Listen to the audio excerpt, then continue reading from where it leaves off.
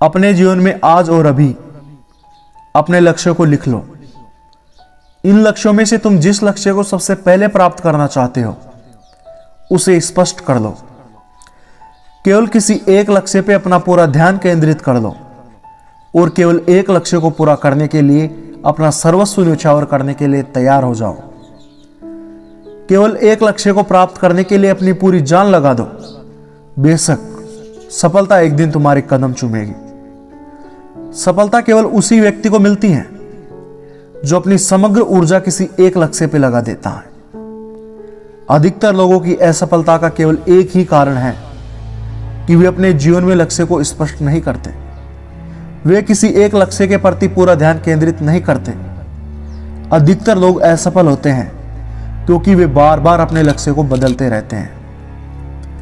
उनकी स्थिति उन कुत्तों की तरह होती है जो जंगल में किसी एक खरगोश का शिकार करने के लिए उसके पीछे दौड़ते हैं, लेकिन जैसे ही उन्हें दूसरा खरगोश दिखता है तो वह पहले वाले खरगोश को छोड़कर दूसरे वाले खरगोश के पीछे भागने लग जाते हैं। ऐसा करते करते वो अंत में थक जाता है और एक भी खरगोश को नहीं पकड़ पाता।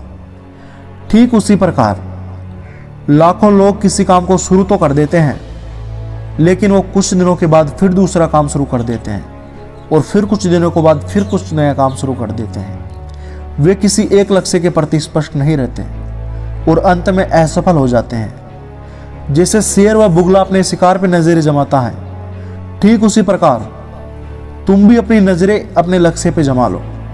यह मत सोचो कि तुमसे होगा या नहीं होगा। तुम बस पूरे धैर्य व आत्मविश्वास के साथ अपने लक्ष्य की पूर्ति हेतु कर्म करते रहो। अपने लक्ष्य को स्पष्ट रखो, उसकी योजनाओं को स्पष्ट रखो और कर्म करते रहो। यदि तुम्हारे हाथ असफलता लगती है तो घबराओ मत। असफलता को केवल एक अनुभव की तरह लो जो कि सफलता प्राप्त करने के लिए आवश्यक होता है। असफलता को देखकर अपना धैर्य मत खो। और लक्ष्य प्राप्ति हेतु कबीरदास जी ने बहुत ही शानदार बात कही है। धीरे धीरे रे मना, धीरे सब कुछ होए, माली सींचे सोगड़ा, ऋतु आए फल होए। इन पंक्तियों में कबीरदास जी ने बताया है कि मन में धीरज रखने से सब कुछ होता है। अगर कोई मालिक किसी पेड़ को 100 घड़े पानी से सींचने लगे तो भी फल सही मौसम आने पर ही आएंगे। इन पंक्तियों को यदि हम लक्ष्य के संबंध में समझे तो यह बात स्पष्ट हो जाती है कि मनुष्य को कर्म करते रहना चाहिए, चाहे उसके परिणाम दिखे या ना दिखे।